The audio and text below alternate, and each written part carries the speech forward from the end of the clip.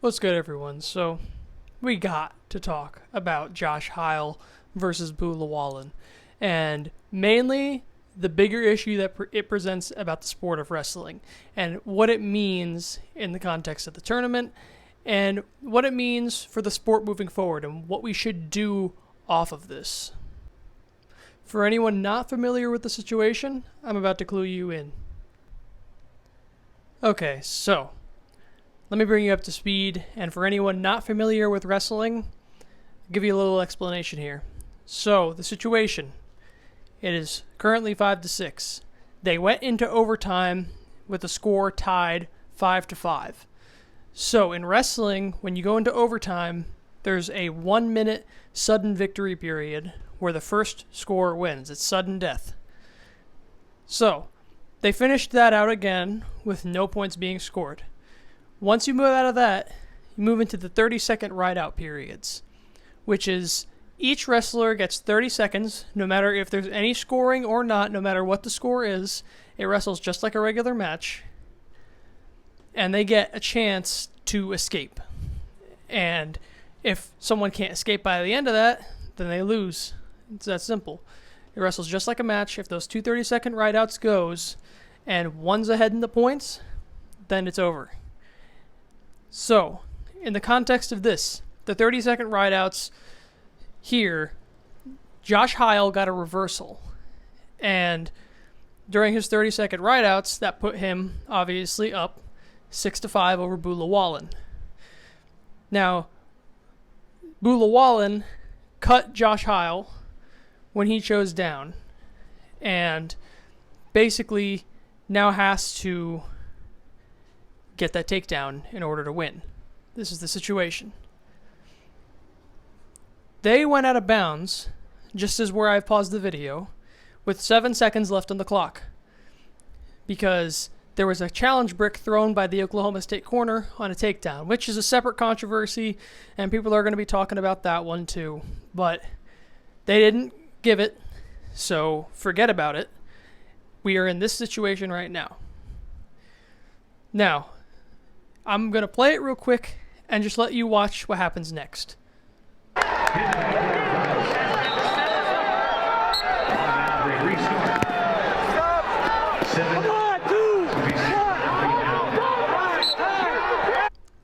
So, they just wrestled, but the clock didn't move. In the background, you can hear people yelling stop. Here's where the controversy begins. The storer's table forgot to start the clock. They were having some issues, so they couldn't start the clock. The refs didn't hear them. This is because, due to the current COVID restrictions at NCAA's, the scorer's table is away from the mat. It is set back up in the stands almost. So, they didn't hear it. They blew the whistle, and they blew a second whistle. You also heard that. The referee had a stop whistle and a start whistle. They wrestled time. Now, they are going to review this, which I'm going to skip over because it's lengthy and a whole lot of nothing. But basically, the referee comes to the conclusion that they're just going to re-wrestle the 7 seconds, which is where the controversy is. Why did they re-wrestle the 7 seconds? Now, if I skip ahead here, a whole bunch of arguing is all that is.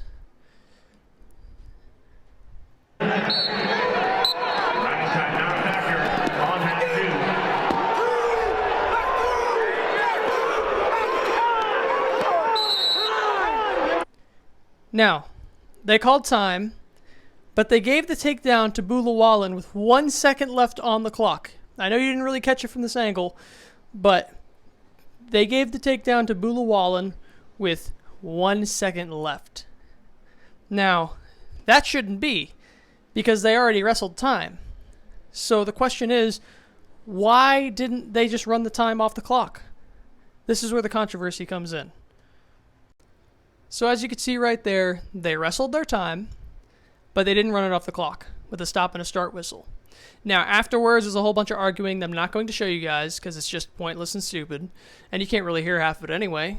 But here's the conclusion that the referee comes to, is that since the clock didn't start, you just re-wrestle the time, which makes no sense. obviously, to any sane person, whether or not you know the sport or not.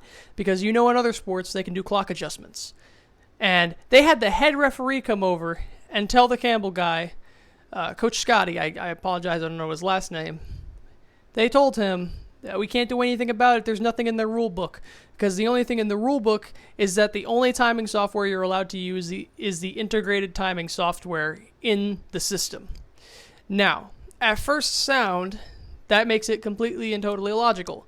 And then you take, about half a second to realize, well, why didn't they just look back at the video and see how much time ran off? And you would be very right in saying that because, one, the announcer, while this really long argument was happening, the announcer used the stopwatch on his phone to calculate how much time ran off the clock, which it was 6 seconds. And across multiple people putting timestamps on the video and just looking at it yourself, it was 6-point-something seconds. It was full time, basically. There would have been 1 second left. Llewellyn's not getting a takedown with 1 second left. It's just impossible. So, the question is, why didn't they run the time off the clock? What makes it so that you can't use the system to do that? They've done it before is the thing. They could have simply taken the video. There is a start whistle and there is a stop whistle. At the start whistle, count the time stamp on the video you have. That is the integrated software, so it's perfectly within the rules. Count the time that passes between that and the end whistle. And you should come up with at least 5 seconds every time. But they couldn't think to do that. Now, on Twitter, there was a lot of people saying this is awful, because it is. It's absurd. It's an absolute affront to the sport, and it's just the worst officiating I have ever seen possibly in my entire life. And the absolute lack of common sense used in the situation is even more astonishing. A lot of people on Twitter were making jokes about the refs not being able to count to 7, which makes sense considering their past officiating. And there was even a couple of people calling them out saying, can you imagine if it was Cale Sanderson throwing the brick or Tom Brands? They were saying that it was because Campbell is a small school, they got screwed. Which I would partially agree with that they would definitely give more effort and put more into it if there was more repercussions for it. Because there ain't too many Campbell fans that are going to be steaming mad about this. But now you got the entire wrestling community mad because of what you've done. So, as you can see, change of setting. Semifinals were on, of course, had to go watch that. I will report that Boo Llewellyn, the guy who benefited from the shoddy refereeing, did not make it to the finals. He lost. So much for that. But seriously, what does this mean for the sport of wrestling? I firmly believe that one of the main things holding it back from becoming a mainstream sport is the refereeing. And not because the rules are complicated or anything like that. People can know the rule book inside and out of baseball and football, which have a lot of intricate rules that not many people know them all, but still manage to understand the game. And you can do the same thing for wrestling. But if referees are inconsistent and constantly blowing calls, it's going to confuse people. And also turn them off to the sport, as it's never going to be fair. You're never going to enjoy watching a match because of the refereeing. Now, of course, that's just one factor of a few, but you get the picture. It does play a role. It is also incredibly unfair to the wrestlers, which also affects participation, as you can pull up many countless examples of bad refereeing without rectification, because Campbell put in an appeal about last night's decision, and then it got rejected. So, on top of that, they had insult to injury. But I will bring up a match from the 2015 NCAAs, and thank you to levelchanger.com for providing me with the information here. With 24 seconds remaining in the third period of bout number 360, Ian Miller versus Brian Realbuto. Miller led 8-5, and the wrestlers were neutral. Realbuto scored a takedown, making the score 8-7. Miller still leading. 4 seconds later, 20 on the clock. Miller escaped. The score was 9-7, still in Miller's favor. Real Buto followed with another takedown, tying the score at 9-9. The third period ended with no further scoring. Miller, however, had riding time, which for those of you that don't know, means that once riding time, which means the time you spend in the top position, goes over a minute at any length, gives you an extra point at the end of the match. Miller, however, accumulated a riding time advantage in excess of 1 minute and was awarded the customary riding time point. Miller won 10-9. But that's not what happened. For whatever reason, Miller's escape at 20 seconds was missed by the official scorer.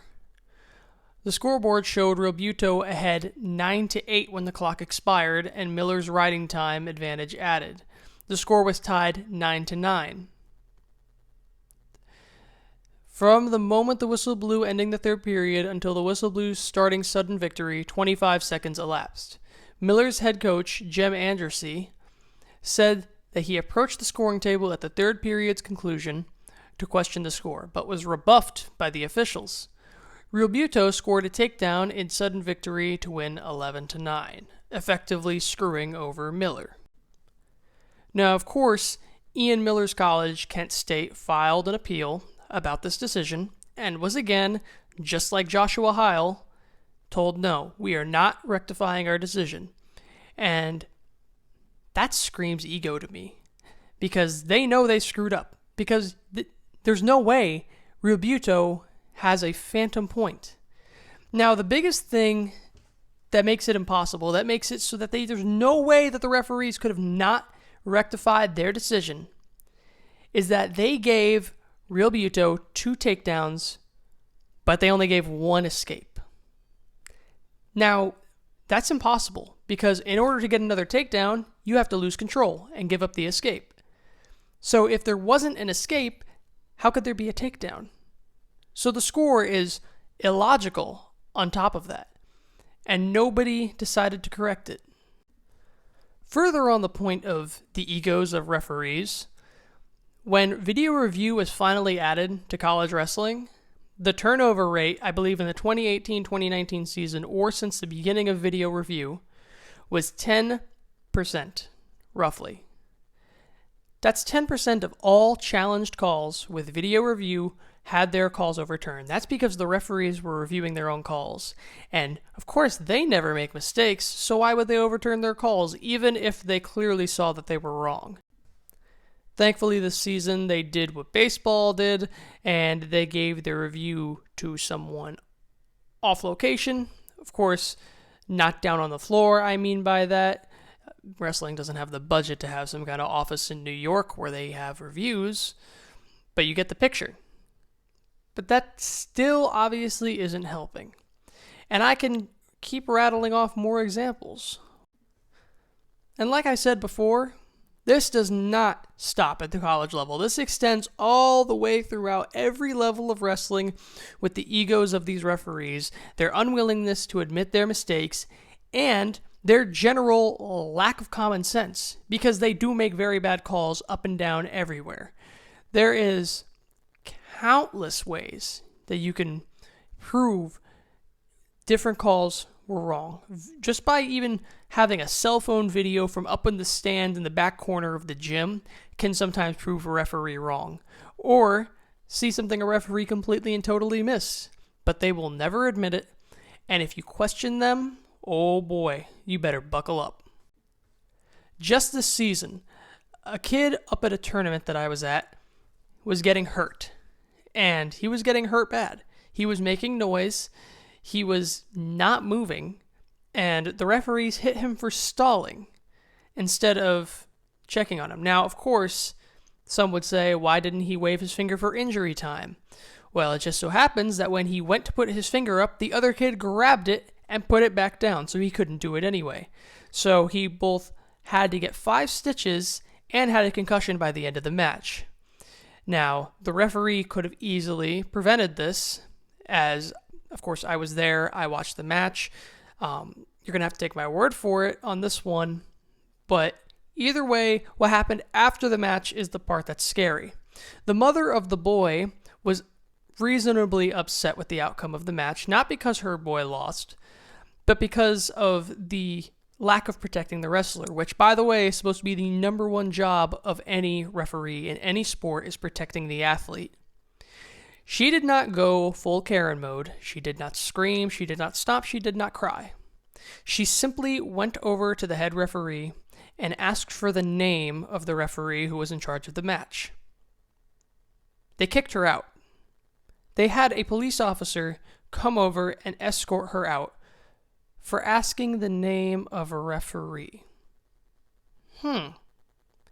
Now, if that isn't ego, if that isn't protectionism, gate guarding, whatever you want to call it, I don't know what is.